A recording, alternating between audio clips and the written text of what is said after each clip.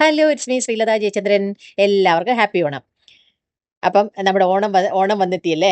അപ്പം ഇന്ന് തിരുവോണമാണ്. അപ്പം സദ്യയൊക്കെ എല്ലാം ഞാൻ വീട്ടിലുണ്ടാക്കിയാണ്. സാധാരണ ചില സമയത്തൊക്കെ അച്ചാറൊക്കെ ഞാൻ മേടിക്കുന്നതാണ്. അപ്പം ഇന്നെല്ലാം ഉണ്ടാക്കി. അതിൻ്റെയൊക്കെ വീഡിയോ എടുക്കണമെന്ന് എനിക്ക് ആഗ്രഹമുണ്ടായിരുന്നു. പക്ഷേ ഈ പറഞ്ഞ പോലെ ഒറ്റയ്ക്ക് ചെയ്യുന്ന സമയത്തേ നമുക്കിത് അതിലോട്ട് ശ്രദ്ധിക്കാനോ അല്ലെങ്കിൽ ജോലിയിലോട്ട് ശ്രദ്ധിക്കാനോ അങ്ങനെ പറ്റൂല. അപ്പോൾ അതുകൊണ്ടാണ് ഞാൻ അതിൻ്റെ വീഡിയോ എടുക്കാതിരുന്നത്. അപ്പോൾ എല്ലാം ഞാൻ ഉണ്ടാക്കുകയാണ് ചെയ്തത്. ഇഞ്ചിക്കറിയും മാങ്ങാക്കറിയൊക്കെ ഉണ്ടാക്കി. ചില സമയത്ത് ഞാൻ ഇഞ്ചിക്കറിയൊക്കെ മേടിക്കുന്നതാണ് പതിവ്. പക്ഷേ ഇന്നതല്ല, എല്ലാം ഉണ്ടാക്കി. 2 കിച്ചടി ഉണ്ടാക്കി. വെള്ളരിക്കയും അതുപോലെ വെണ്ടയ്ക്കയും 2 കിച്ചടി ഉണ്ടാക്കി. ഇത് രണ്ടും ചേട്ടന് ഭയങ്കര ഇഷ്ടമാണ്. അതുകൊണ്ടാണ് ഞാൻ അങ്ങനെ ഉണ്ടാക്കിയത്. ആദ്യം ഞാൻ വിചാരിച്ച ബീറ്റ്റൂട്ട് കിച്ചടി ഉണ്ടാക്കാമെന്നാണ്. പക്ഷേ ചേട്ടന് ബീറ്റ്റൂട്ട് ഇഷ്ടമല്ല. അപ്പോൾ 2 കളറിലിരുന്നേനെങ്കിൽ.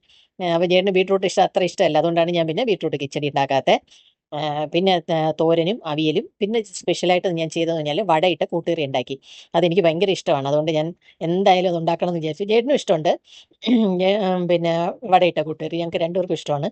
അപ്പോൾ അത് സ്പെഷ്യലായിട്ട് ഉണ്ടാക്കി. അപ്പോൾ എല്ലാവരും ഇന്ന് സദ്യയൊക്കെ ഉണ്ടാക്കി കാണുമെന്ന് വിശ്വസിക്കുന്നു. അപ്പോൾ നമ്മുടെ ചാനൽ സബ്സ്ക്രൈബ് ചെയ്യാൻ മറന്നിട്ടുള്ള ആരെങ്കിലും ഉണ്ടെങ്കിൽ ഒന്ന് സബ്സ്ക്രൈബ് ചെയ്ത് സപ്പോർട്ട് ചെയ്യാനും അതുപോലെ ലൈക്ക് ചെയ്യാനും ഷെയർ ചെയ്യാനും മറക്കല്ലേ. പിന്നെ പല സമയത്തും നമ്മൾ കേൾക്കാറുണ്ടല്ലേ, പണ്ടത്തെ ഓണം ഇപ്പോഴത്തെ ഓണം എന്നൊക്കെ.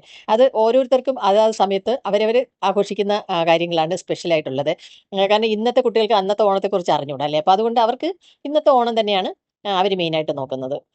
അപ്പം അതുപോലെ നമുക്കിതെന്ന് പറഞ്ഞു കഴിഞ്ഞാൽ അന്ന് നമ്മൾ കുറച്ചും കൂടെ പിന്നെ സ്ഥലവും കാര്യങ്ങളും ഒക്കെ ഉണ്ട്. അതുകൊണ്ട് നമുക്ക് ഊഞ്ഞാല് കെട്ടാനും അങ്ങനെയുള്ള കാര്യങ്ങൾ. ഇപ്പോഴതല്ല, അവർ പുറത്ത് പോയി കറങ്ങുക, അല്ലെ ഓണാഘോഷ പരിപാടികളൊക്കെ കാണുക. ഇവിടെ പ്രത്യേകിച്ച് ട്രിവാൻഡ്രത്തെന്ന് പറഞ്ഞാൽ ഓണാഘോഷത്തിന്റെ പ്രത്യേകിച്ച് കുറേ കാര്യങ്ങളുണ്ട്. ഞാൻ ഒരു ദിവസം പോകണമെന്ന് വിചാരിച്ചതാണ്. പക്ഷേ ഇപ്പം 2-3 ദിവസം അടുത്തുകൊണ്ട് ഇങ്ങനെ കാര്യങ്ങളൊക്കെ ആയപ്പോഴത്തേക്കും ഈ കാലൊക്കെ നല്ല വേദന. കാരണം അവിടെ വണ്ടി പോകില്ല. അപ്പം നമ്മൾ ചെന്ന് കഴിഞ്ഞാലും ഏകദേശം സ്റ്റാച്യു അല്ലെങ്കിൽ വഴുതയ്ക്കാട് ആ ഭാഗത്തൊക്കെ മറ്റേ ആൽത്തറ ജംഗ്ഷനൊക്കെ ഇല്ലേ, അതിൻ്റെ അവിടെയൊന്നും വണ്ടി വിടില്ല എന്നാണ് തോന്നുന്നത്. അപ്പം നമ്മൾ അത്രയും ദൂരം നടക്കണം. പണ്ടൊക്കെ ഞാനും ചേട്ടനും കൂടെ നടക്കുമായിരുന്നു. നടന്ന് കനകക്കുന്നിനകത്തൊക്കെ പോയി അതിൽ ബാക്കിൽ ഇതുണ്ട്, ഫുഡ് ഫെസ്റ്റിവൽ ഉണ്ട്. അപ്പോൾ അവിടെയൊക്കെ കയറി ആഹാരമൊക്കെ കഴിച്ച് കറങ്ങി ഇടിച്ചൊക്കെ വരുമായിരുന്നു. പക്ഷേ ഇപ്പം നടക്കാനുള്ള ആ ഒരു ഇതില്ല. അതുകൊണ്ടാണ് നടക്കാൻ പറ്റാത്തത് കൊണ്ട് അത് ചെയ്യുന്നില്ല ഇപ്പോഴ്. പിന്നെ പിന്നെ എന്തുകൊണ്ട് അതുകൊണ്ട് നമ്മൾ ഈ അന്നത്തെ ഓണം ഇന്നത്തെ ഓണം എന്ന് പറഞ്ഞിട്ട് നമ്മൾ നോക്കിയിട്ട് കാര്യമില്ല. നമുക്കെല്ലാം സ്പെഷ്യൽ തന്നെയാണ് അല്ലേ. അന്നത്തെ ആൾക്കാർക്ക് അന്നത്തത് സ്പെഷ്യൽ, ഇന്നത്തെ ആൾക്കാർക്ക് ഇന്നത്തത് സ്പെഷ്യൽ. അങ്ങനെ. ഇപ്പം അതൊക്കെയാണ് ഓണത്തിനെ കുറിച്ച് നമുക്ക് പറയുമ്പോൾ എന്ന് പറഞ്ഞാൽ ഞങ്ങളൊക്കെ എന്ന് പറഞ്ഞാൽ പണ്ട് ഓണസമയത്തൊക്കെ പിന്നെ ഇവിടെ പോകുമായിരുന്നു. എവിടെ നിന്നറിയാമോ, അമ്മയുടെ വീട് തക്കലയാണ്. അപ്പം അവിടെ പോകും. അവിടെ പോയിട്ട് അവിടെ ചെന്ന് കഴിഞ്ഞാൽ ഉടനെ തന്നെ അപ്പോഴ് തന്നെ ഊഞ്ഞാലിടുക എന്നുള്ളതാണ് ഏറ്റവും വലിയ പ്രധാനപ്പെട്ട ഇതെന്ന് പറയുന്നത്. ചെല്ലുമ്പോഴേ അമ്മമ്മ വലിയ വടമൊക്കെ എടുത്ത് വെച്ചേക്കും, ഊഞ്ഞാലൊക്കെ കെട്ടും. പിന്നെ പൂക്കളം എന്ന് പറഞ്ഞാൽ അവിടെ നമുക്കിങ്ങനെ നാട്ടിലെ പൂ, നമ്മൾ നട്ട് പറിക്കുന്ന പൂവിനേക്കാളും കൂടുതൽ നമുക്ക് ഈ കാട്ടുപൂക്കൾ ഒരുപാട് കിട്ടും. ഏതെന്നറിയുമ്പോൾ ഈ കൃഷ്ണ വിഗ്രഹം എന്നൊക്കെ പറഞ്ഞിട്ട് ഈ ഗോപുരം പോലെ ഇരിക്കുന്ന സാധനങ്ങളുണ്ടല്ലോ, അത് നല്ല ചുവപ്പാണ്. അതുപോലെ പെരിങ്ങലം എന്ന് പറഞ്ഞിട്ട്, ഇപ്പൊ പെരിങ്ങലമൊക്കെ ഒരുപാട് ഔഷധം പറയുന്ന സസ്യങ്ങളിൽ പെട്ടതാണ്. ഔഷധ സസ്യമായിട്ട് അതൊക്കെ നമുക്ക് അന്ന് അറിഞ്ഞുകൂടായിരുന്നു. പക്ഷേ ഇന്നൊക്കെയാണ് അതൊക്കെ ഇങ്ങനെ യൂട്യൂബൊക്കെ കണ്ടപ്പോഴാണ് അതിനെക്കുറിച്ചൊക്കെ അറിയുന്നത്. അപ്പം അതിൻ്റെ പൂക്കള് അങ്ങനെ തൊട്ടാവാടി, തുമ്പ, അങ്ങനെ എല്ലാം പറിച്ചിട്ട് പിന്നെ മുല്ലയൊക്കെ ഇഷ്ടം പോലെ ഉണ്ട് അവിടെ. മുല്ലപ്പൂ എന്ന് പറയുന്നത് പല വെറൈറ്റി അടുത്ത് മറ്റേ കുടമുല്ലയുണ്ട്. പിന്നെ ഇരുവാച്ചി എന്ന് പറയും, ഒരു ഒരു പൂവിനകത്ത് ഇങ്ങനെ വേറൊരു പൂ. അത് നമുക്കിങ്ങനെ സൂക്ഷിച്ചെടുക്കുവാണെങ്കിൽ 2 പൂവായിട്ട് നമുക്ക് വിടർത്തിയെടുക്കാം. ഒരു 2 പിച്ചിപ്പൂവിനേക്കാളും കനമുണ്ട്. 2 പിച്ചിപ്പൂ ചേർത്ത് വെക്കുന്നതിനേക്കാളും കനമുണ്ട് ഇതിന്. ഈ ഞെട്ടൊക്കെ നല്ല കട്ടിയുള്ളത്. അപ്പം നമുക്ക് കെട്ടിയെടുക്കാനൊക്കെ നല്ല എളുപ്പമാണത്. അപ്പം അങ്ങനെയൊക്കെ ആണ്. പിന്നെ അങ്ങനെയൊക്കെയായിരുന്നു അന്നത്തെ ഓണം എന്ന് പറയുന്നത്. അപ്പം ഇന്നിപ്പം എല്ലാം വളരെ ചുരുങ്ങി അല്ലേ. ഇന്ന് കുറച്ചും കൂടെ ഫാസ്റ്റായി, കാര്യങ്ങൾ ഫാസ്റ്റ് ആയപ്പോഴത്തേക്കും പിന്നെ കുറച്ചുകൂടെ ഈസി ആയി അല്ലേ. ഇപ്പം അന്ന് കുറച്ചുകൂടെ കഷ്ടപ്പെട്ട് നമ്മളെല്ലാം ചെയ്ത് എടുക്കണം. ഇന്ന് അതല്ല, ഇന്ന് അതെല്ലാം നമുക്ക് റെഡിമെയ്ഡായിട്ട് പലതും കിട്ടും. സദ്യ വേണമെങ്കിൽ വരെ നമുക്ക് കിട്ടും. അതുപോലെ പൂക്കളം ഇടാനുള്ള പൂക്കള് എല്ലാം ഇങ്ങനെ കറക്റ്റ് സെറ്റാക്കി നമുക്ക് കിട്ടും കയ്യിൽ അല്ലേ. ഇങ്ങനെ ഇങ്ങനെ ഓടി നടക്കണ്ട. അതുകൊണ്ട് കുറച്ചുകൂടി ഈസിയായി. പക്ഷേ മെയിനായിട്ട് നമ്മൾ നോക്കേണ്ടതെന്ന് പറഞ്ഞാൽ കുറച്ച് കാശ് വേണം.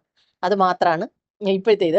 കുറച്ച് കാശുണ്ട് എന്നുണ്ടെങ്കിൽ ഓണം ആഘോഷിക്കാൻ ഒരു ബുദ്ധിമുട്ടും ഇപ്പോഴത്തെ കാലത്തും ഇല്ല. പിന്നെ ഞാൻ ഇന്ന് ചെയ്തെന്താണെന്നറിയാമോ, അവല് പായസമാണ് ഉണ്ടാക്കിയത്. കാരണം ജേട്ടന് അടപ്പായസമാണ് ഇഷ്ടം. അപ്പോൾ ചേട്ടന് ഇപ്പം കുറച്ച് ദിവസം കൊണ്ട് പായസം അങ്ങനെ മധുരമൊന്നും കഴിക്കുന്നില്ല. ഷുഗർ ഉണ്ടെങ്കിലും നേരത്തെയൊക്കെ മധുരം കഴിക്കുമായിരുന്നു, കുറച്ച് കഴിക്കുമായിരുന്നു. അപ്പോൾ ഇന്ന് വേണ്ടാന്ന് പറഞ്ഞു. അപ്പോൾ അതുകൊണ്ട് ഞാൻ വിചാരിച്ചു സിമ്പിളായിട്ട് ഇലയിൽ വിളമ്പാൻ വേണ്ടി മാത്രം കുറച്ച് മധുരം ചെയ്യാമെന്ന് വിചാരിച്ചു.